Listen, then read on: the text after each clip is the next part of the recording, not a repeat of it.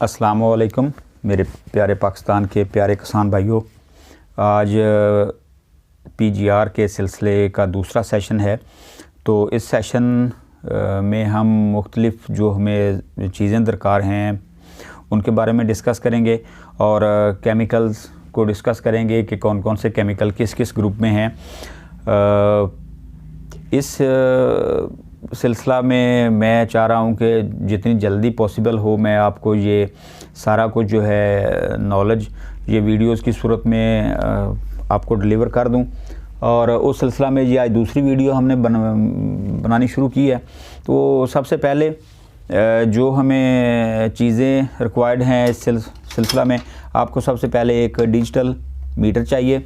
ये digital meter वही है जो सोना तोलने के लिए इस्तेमाल होता है। ये सबसे एक ज़रूरी एक चीज़ है इस काम के लिए। उसके बाद आपको चाहिए इस जो स्केल है इसके लिए आपको अशारिया से 2 डिजिट आगे वाला मीटर चाहिए जो आपको मिलीग्राम्स का वेट जो है उसको काउंट करके दे सके। अगर ये एक डिजिट होगा तो फिर समझ नहीं आएगी, क्योंकि ये 2 डिजिट का होना ज़रूरी है। अशारिया से आगे 2 डिजिट हों इसके। जितने भी फाइटो हार्मोन्स हैं ये सब मिलीग्राम्स के हिसाब से यूज़ होते हैं। किसी भी हार्मोन का जो डोज़ है वो 1 ग्राम नहीं होती, सब मिलीग्राम के हिसाब से यूज़ होते हैं। इनकी जो लिक्विड बनेगा वो सारा 1 मिलीग्राम से कम होगा, मतलब 500 मिलीग्राम से भी नीचे ही होता है। तो उसके लिए आपको ये एक स्केल चाहिए। उसके बाद ये एक स्पैचुला होता है, छोटा सा एक चम्मच जो इन केमिकल्स को उठाने के लिए इस्तेमाल होता है। ये भी बहुत अहम चीज़ है इसमें, क्योंकि हाथ से, चुटकी से, चम्मच से ये नहीं होते, एक्सपेंसिव होते हैं केमिकल्स।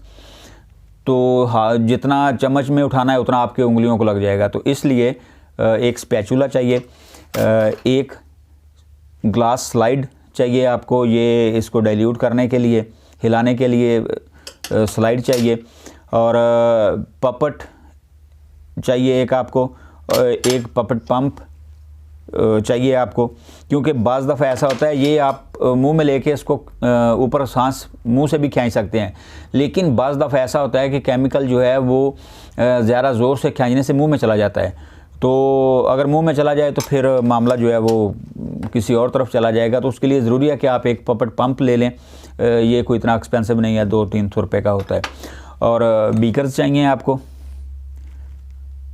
ये सामान जो है ये इंतहाई ज़रूरी है इन केमिकल्स को डाइल्यूट करने के लिए, क्योंकि इसके बगैर ना तो केमिकल सही तरीक़ा से डाइल्यूट होगा और ना ही आप इसको सही तरीक़ा से इस्तेमाल कर सकेंगे। इसके बाद हम आते हैं जो कल हमने डिस्कस किया था मेजर ग्रुप्स। उन ग्रुप्स में जो केमिकल्स हैं मेरे पास जो अवेल हैं मैं वो आपको दिखाता हूँ। और भी काफ़ी सारे हैं मार्केट में, और भी काफ़ी सारे अवेल हो जाते हैं, बाहर से इंपोर्ट किए जा सकते हैं। मेरे पास 2,4-D है, डिक्लोरोफेनॉक्सिन एसिटिक एसिड है, और नेप्थाइल एसिटिक एसिड है। ये नेप्थाइल एसिटिक एसिड जो है ये डिफरेंट डोज के हैं। ये 94% है, ये वाला जो है ये प्योर 100% वाला है। तो इनकी जब हम इनको डाइल्यूट करेंगे तो हमने इनकी परसेंटेज के हिसाब से इनको डाइल्यूट करना होता है। अगर एक 99% है तो उसकी डोज़ मिकदार कम होगी, अगर एक 80% है तो उसकी ज़्यादा होगी। इस हिसाब से आगे हम इसको जाके डिस्कस करते जाएंगे तफसील के साथ। तो उसके बाद फिर हम आते हैं जिब्रेलिक की तरफ। ये GA3 है और ये GA5 है।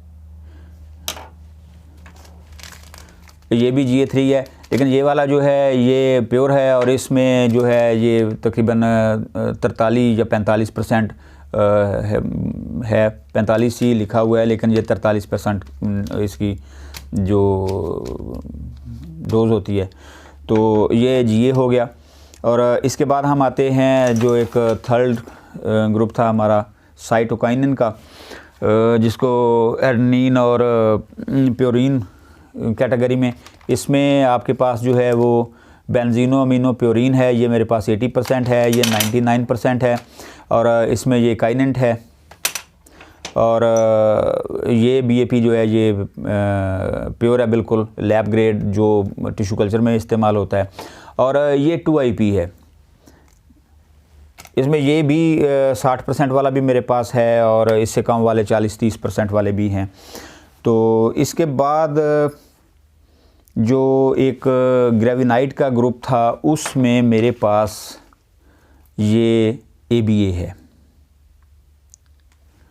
अब ABA जो है ये इसका इस्तेमाल हम करते हैं जो वेजिटेटिव ग्रोथ रोकनी हो किसी भी फसल की, तो उस पर इस्तेमाल किया जाता है। इसके अलावा जो इनहेबिट हैं उसमें थाइमिन है, ट्राइमिन है और सोडियम फोलिक एसिड है, मायोनोसोटोल है। तो ये सारे जो हैं, कैरोबिक एसिड है, तो ये सारे जो हैं ये इनहेबिटर हैं। ये वाले जो हैं ग्रोथ प्रमोटर और इनहेबिटर, जिसको हम ट्राइमिन के नाम से जानेंगे, और ये उस कैटेगरी में आते हैं।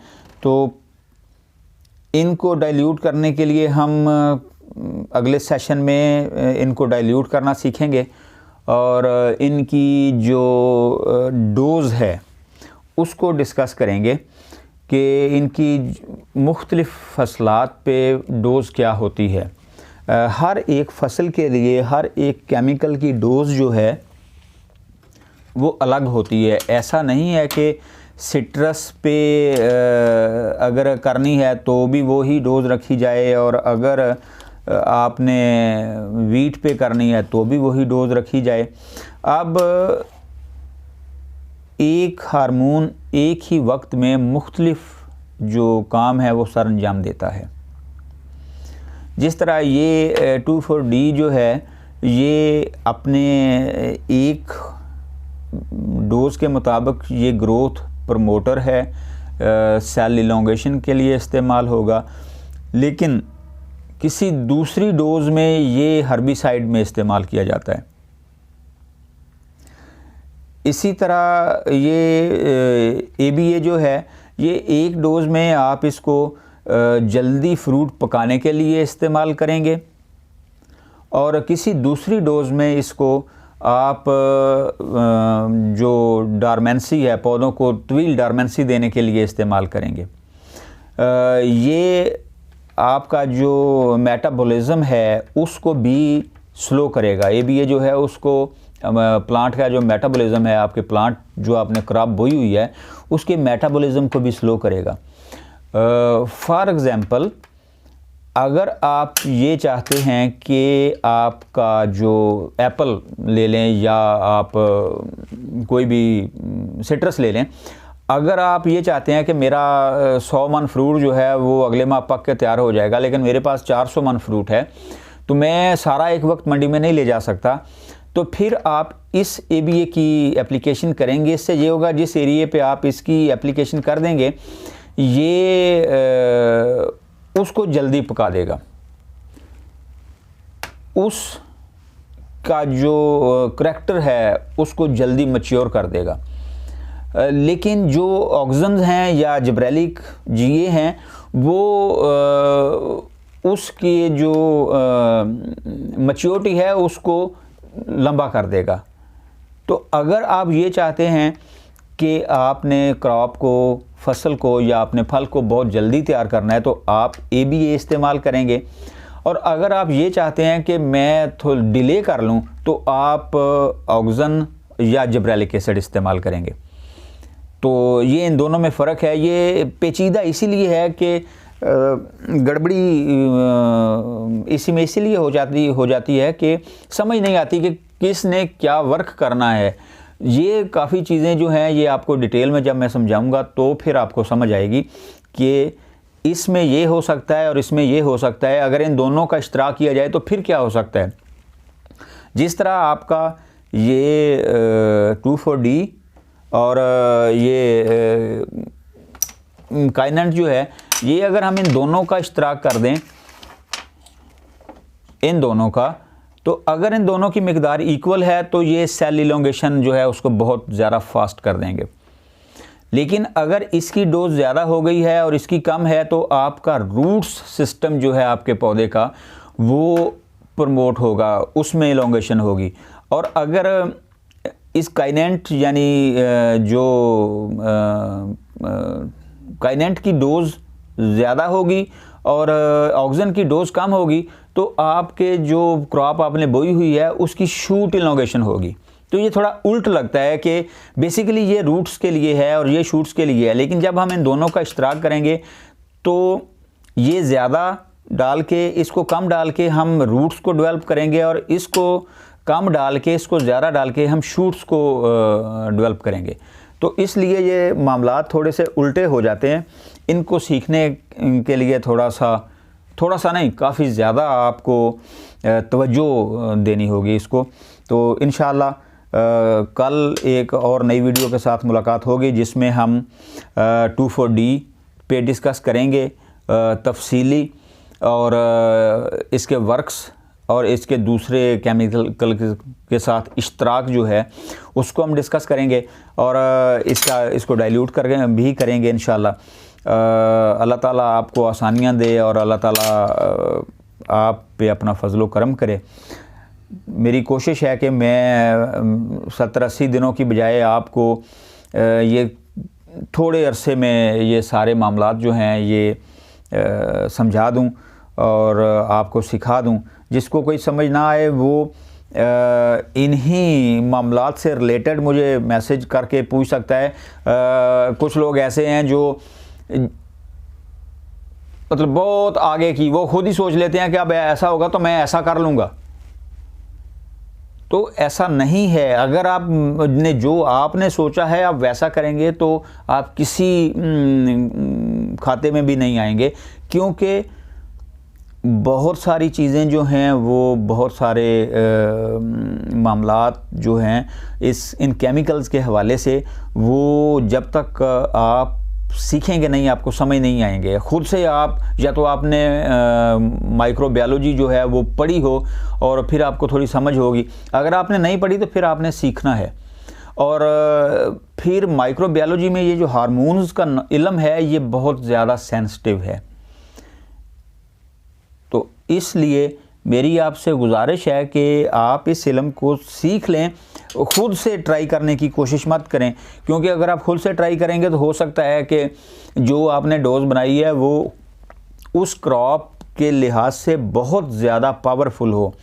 एक मिसाल मैं आपको देता हूँ। अगर आपने ऑक्सीजन किसी भी क्रॉप के लिए ऑक्सीजन की जो मिकदार है वो अगर 60 ppm या 70 ppm है या 10 ppm है, तो अगर आपने उस पर 50 ppm डाल दिया तो क्या होगा कि आपकी जो क्रॉप है वो जल जाएगी।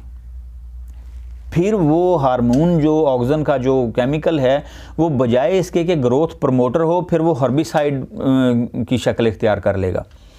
जब वो हर्बिसाइड की शक्ल इख्तियार कर लेगा तो जाहिर बात है उसने हर चीज़ को जला के राख कर देना है। तो इसलिए इन लेक्चर्स को गौर से सुन लें और उसके बाद जब आप किसी भी चीज़ की डोज़ का लेक्चर सुने तो फिर आप उसको डाइल्यूट करके उन क्रॉप्स पे अप्लाई करें, क्योंकि मैं बताता जाऊंगा साथ साथ कि ये केमिकल जो है ये इन क्रॉप्स पे इस तरह फ़ायदा देगा।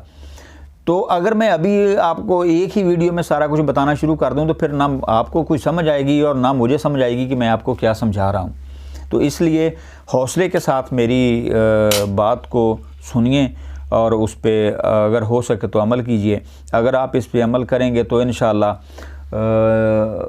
आप इस फील्ड में बहुत ज़्यादा तरक्की करेंगे। एग्रीकल्चर की जो फील्ड है, आपके फर्टिलाइज़र के जो अखराजात हैं वो 60% कम हो जाएंगे और क्रॉप्स जो है वो तकरीबन 10-12-15% जो है उसमें डेवलपमेंट आएगी। तो कोशिश मेरी यही है कि पाकिस्तान का हर किसान जो है, ख़ास तौर पर जो छोटा किसान है, उसको फ़ायदा हो। बड़ों को जिनके पास 600, 800 मरबे हैं या 380 मरबे हैं उनको कोई फ़र्क नहीं पड़ता। फ़र्क पड़ता है जो 4, 5, 6, 10 एकड़ वाला है, उसको बहुत ज़्यादा फ़र्क पड़ता है। और ये मेरी सारी कोशिश जो है ये छोटे किसानों के लिए है। ये इतना अगर सही तरीक़ा से इसको समझा जाए तो इतना मुश्किल नहीं है, लेकिन थोड़ा सेंसिटिव है, तो इसको तवज्जो से मेरी इल्तमास है कि इसको तवज्जो से आप सीखें और इस पे अमल अगर हो सके तो अमल भी करें। अल्लाह ताला आप सबको आसानियाँ दे और आप सब के लिए अपनी रहमतों के दरवाज़े खोले। अस्सलामु अलैकुम।